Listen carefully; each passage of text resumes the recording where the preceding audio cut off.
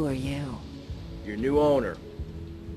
Were you now, or at any time, a child? What are you talking about? Were you a Yes, child? calm down. What's wrong knew with it. A child. A dirty, stinking, sniveling, snotty, vile, puking, crying little baby. A baby! An awful, horrible, disgusting little boo-hoo. Mommy doesn't love you. You little shit. Ow, calm down. I hate babies, and I hate children. They're dirty, sniveling, snotting, vile, puking Enough little... already! What is wrong with you?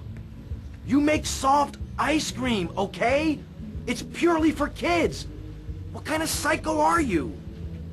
Just so I understand this, why make children happy if you hate them? Oh, you stupid, sniveling, snot... Shut up! Brat! The ice cream is a front. We distribute other non-dairy products. And if I see a kid, I put him to good use. Don't I, kiddies? Yes, I do. Mommy doesn't love you. She hates you. What a nice lady. Still, you know, I hear there's good money in ice cream.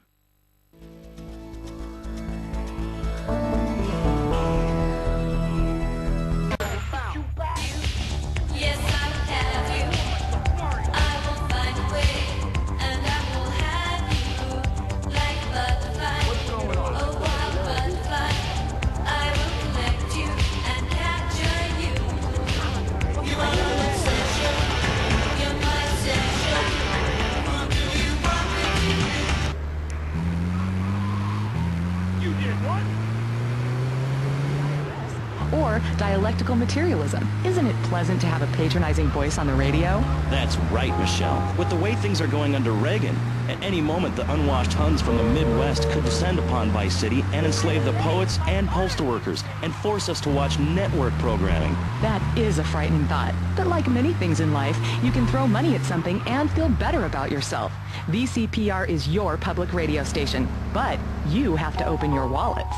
That's right. If you pledge at the $1,000 level, you'll get tickets for In the Future There Will Be Robots at the Vice City Arts Center. People who see that show say it's difficult to put into English. That must mean it's spectacular. Yes, but if you don't give money to VCPR, we could be thrown back to the Stone Age. Liberals will be set on fire in the streets. Give now. Let's return to pressing issues. Over to you, Maurice, in the studio. Useless, talentless asshole. You're correct. He is an asshole. I love those guys. Really professional and living proof that all of the best talent isn't on commercial networks. These people do it for love, because they have integrity, just like me. We're back with Pressing Issues. I'm Maurice Chavez, winner of 5 public radio awards in the Vice City area, including Best Voice. On this show, we take complex issues and boil them down to simple ones so you can understand. On this segment of the show, we are discussing morality. Since the beginning of time, man has asked questions. Why are we here? What time is it? And is there a place around here a guy can get a drink? Early man, as seen in the cave of Lascaux in France, questioned the morality of making the mammoth extinct.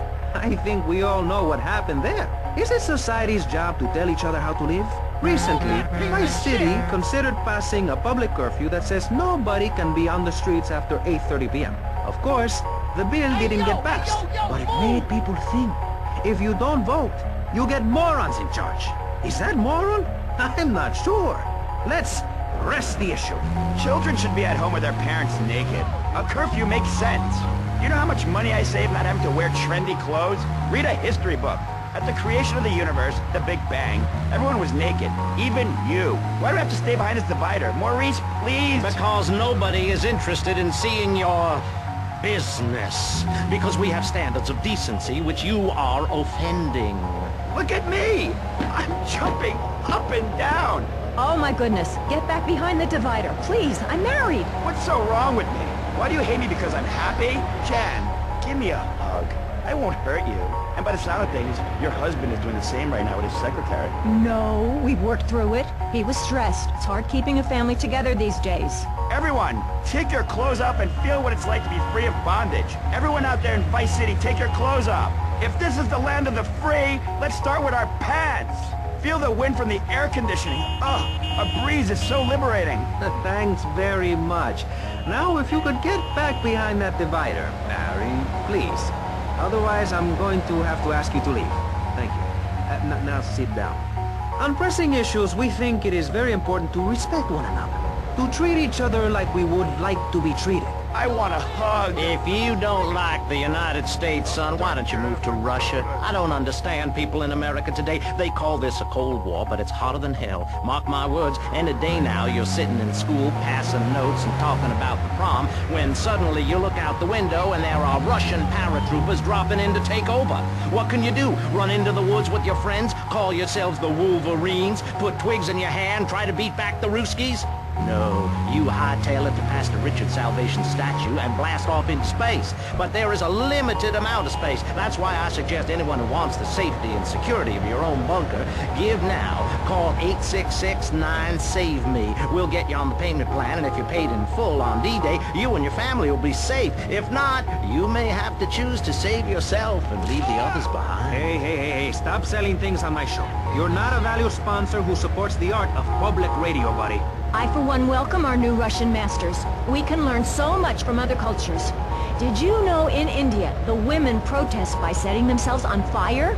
I tell you, next time the kids are screaming for ice cream and pop, I may just douse myself in kerosene. I use that as a threat to my kids all the time, so it's no wonder they're so screwed up. That's one of the tough things about being a mom, not ruining their lives with guilt. As a matter of fact, I don't let my kids watch cartoons or slasher flicks. Really? That Knife After Dark movie may be #1 in the box office, but my kids certainly ain't gonna see it. If you don't raise your kids right, they end up being like Nude Boy over there or working in radio. I want them to get proper jobs, like being a doctor, not a patient. That is offensive. My mother understood I was special. She made me wear a bonnet as a child, and when I demanded to go to school naked, she was fine with it. After social services moved me, she would still write to me. I still remember when she kissed me goodbye. But Barry, earlier you said you discovered naturism, taking your clothes off, whatever it is in Germany. I know, but I lie a lot. I've got a lot of personal issues. Look at me. Please, Maurice, I need a hug. There's another example of immorality in this city. Public showing of affection. People think we want to see them making out and carrying on. I understand your hormones rage like a wild animal and you want to ravage one another like there's no tomorrow, but you have to ignore what your body is telling you and work for a higher calling, like construction. We're building a statue and we need your help. Call me now. You know, pretty soon you won't be able to tell who's a human and who's an android. Why, the corporation is working on it right now. I know, I read about it. I tell my kids not to kiss other kids at school. It might be an android, suck your brains out. You must have seen the mini-series event on television. I read it in a book. We've got to stop looking at the stars, all this science fiction, and focus on the family. Now, if you really want to dance like you're on the moon, go there and leave us in peace. And that's a fact. What's a fact? I'm sorry, Maurice, but I have to tell you, I moved to Florida to bring my kids up the American way in a theme park. And that's just the kind of person I am, opinionated and moronic. I see. Well, this panel is certainly interesting. The issue is morality. Recently, rock artists joined together to provide famine aid to Alaska with the song, Do They Know It's the 4th of July? Critics complain it's immoral to meddle in the affairs of other peoples and cultures. Pastor Richards, what do you make of meddling in other people's business like an over-opinionated sociopath? Well, let me say that money could have gone to much better things, like reserving a place by my side in the Pastor Richard's Salvation statue. But I digress and plug. Stop doing that. Don't interrupt me, boy. Anywho, I addressed the Alaska issue in chapter 23 of my book. You see, the Alaskans are lunatics, plain and simple. They eat whales and snow, and they sleep in the freezer. Who wants to eat snow every day? Oh, I tried to help. I sent a helicopter with copies of my book, but they burned them in a pile for heat. If the people of Alaska choose to live there, let them. But don't come crying when you're tired of eating penguin and it snows 18 feet a day. Yes, but don't you think it's important? I think it's very important to listen to me, young man. That's what makes the state of Florida great. Rather than help improve where they are, people nationwide abandon their hometowns, come down here, and shove their beliefs down everyone else's throats. That's the American way, always has been.